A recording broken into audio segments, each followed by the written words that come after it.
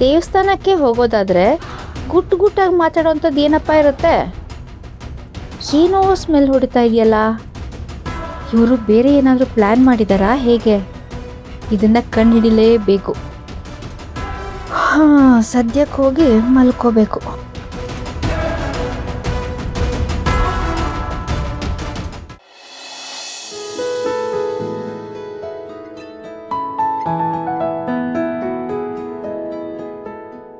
ಏನು ಯಾವಾಗಲೂ ಜೋಡಿ ಅಕ್ಕಿಗಳು ಜೋಡಿಯಾಗಿರ್ತಿದ್ರು, ಇವತ್ತು ಒಂಟಿಯಾಗಿದೆಯಲ್ಲ?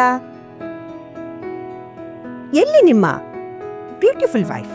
ನಿಮ್ಮ ಸೊಸೆ ಜೊತೆ ಅವ್ರ ಸೊಸೆ, ಐ ಮೀನ್ ನನ್ನ ಹೆಂಡತಿ, ದೇವಸ್ಥಾನಕ್ಕೆ ದೋಷ ಪರಿಹಾರ ಪೂಜೆ ಮಾಡ್ಸೋಕೆ ಹೋಗಿದ್ದಾರೆ. ಅದೇ ಜ್ಯೋತಿಷಿ. ಓಕೆ ಓಕೆ ಓಕೆ, ನೀನೇನೇ ಹೇಳು, ನಮ್ಮ ನಿಧಿ ತುಂಬ ಜವಾಬ್ದಾರಿ ಇರೋ ಹುಡುಗಿ. ನಿಂತರನೆ ಮನೆಯವ್ರನ್ನೆಲ್ಲ ತುಂಬ ಕಾಳಜಿಯಿಂದ ನೋಡ್ಕೋತಾಳೆ. ನಿಮ್ಮಮ್ಮ ನೋಡು ಎಷ್ಟು ನೆಮ್ಮದಿಯಾಗಿದ್ದಾಳೆ ಅಲ್ವಾ? ಏಯ್ ಏನೋ ನೀನು, ನಾನು ನಿನ್ನ ಹೆಂಡತಿನ ಹೊಗಳ್ತಾ ಇದ್ದೀನಿ, ನೀನು ನೋಡಿದ್ರೆ ಏನೋ ಬಸ್ವಾ, ಹೋದ ಬಸ್ವಾ, ಬಂದ್ವಾ ಬಸ್ವಾ ಅಂತಿದ್ಯಾ. What happen? ಏನಾಯ್ತು? ಏನಿಲ್ಲ ಬಂಗಾರಿ. ಏನು ವಿಷಯ ಇಲ್ದಲೆ ನೀನು ಈ ರೀತಿ ಇರಲ್ಲ. ಅದೇನು ಅಂತ ಹೇಳು. ನಾನು ಒತ್ತಾಯ ಮಾಡಕ್ ಶುರು ಮಾಡಿದ್ರೆ ನಿನ್ನ ಬಾಯಿ ಬಿಡಿಸೋವರೆಗೂ ನಾನು ಸುಮ್ಮನೆ ಇರಲ್ಲ. ಹೇಳು. ಸರಿ ಹೇಳ್ತೇನೆ. ನನ್ನ ಫ್ರೆಂಡ್ ತಮ್ಮನಿಗೆ ಮದುವೆ ಫಿಕ್ಸ್ ಆಗಿದೆ.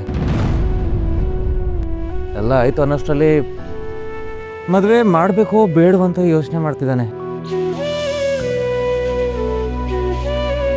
ಅಂಥದ್ದೇನಾಯ್ತು? ಮದುವೆಗೆ 2 ಫ್ಯಾಮಿಲಿನೂ ಒಪ್ಕೊಂಡಿದ್ದಾರೆ. ಆದರೆ ಮದುವೆ 2 ದಿನ ಮುಂಚೆ ಆ ಹುಡುಗನಿಗೆ ಮುಂಚೆನೇ ಗರ್ಲ್ಫ್ರೆಂಡ್ ಇಲ್ಲ ಅಂತ ಗೊತ್ತಾಗಿದೆ. ಓ, ಅದು ಅಲ್ಲದೆ ಆ ಹುಡುಗಿ ಪ್ರೆಗ್ನೆಂಟ್. ಈಗ ಒಪ್ಪಿರೋ ಸಂಬಂಧ ಮುರಿದ್ರೆ ಮನೇಲೆಲ್ಲರನ್ನೂ ವಿರೋಧ ಮಾಡ್ಕೋಬೇಕಾಗುತ್ತೆ ಇಲ್ವಾ? ಆ ಹುಡುಗಿಗೆ ಮೋಸ ಮಾಡ್ದಂಗೆ ಆಗುತ್ತೆ.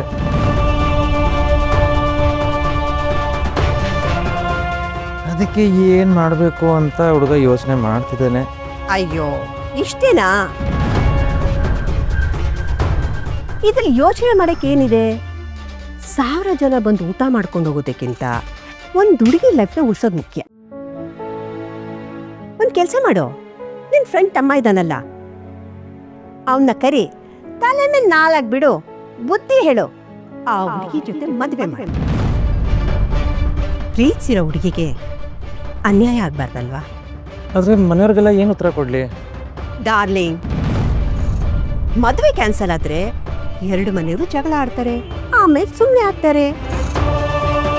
ಆದ್ರೆ ಆ ಹುಡುಗಿ ಲೈಫ್ ಆಡಾದ್ರೆ ಯಾರು ಸರಿ ಮಾಡಕ್ಕಾಗಲ್ಲ. ಅಲ್ಲ ಕೊಣೋ, ಇಷ್ಟು ಸಿಂಪಲ್ ವಿಷಯ ತಲೆ ಕೆಡ್ಸ್ಕೊಂಡಿದ್ಯಲ್ಲ. ಮೊದಲು ಕಾಫಿ ಕುಡಿ, ಆಮೇಲೆ ನಿನ್ನ ಫ್ರೆಂಡ್ ಹತ್ರ ಮಾತಾಡು. ಯುವರ್ ರೈಟ್ ಬಂಗಾರಿ. ನನಗೆ ಇದ್ದಿದ್ದ ಗೊಂದಲ ಎಲ್ಲ ದೂರ ಆಗೋಯ್ತು. ಚಿಯರ್ಸ್.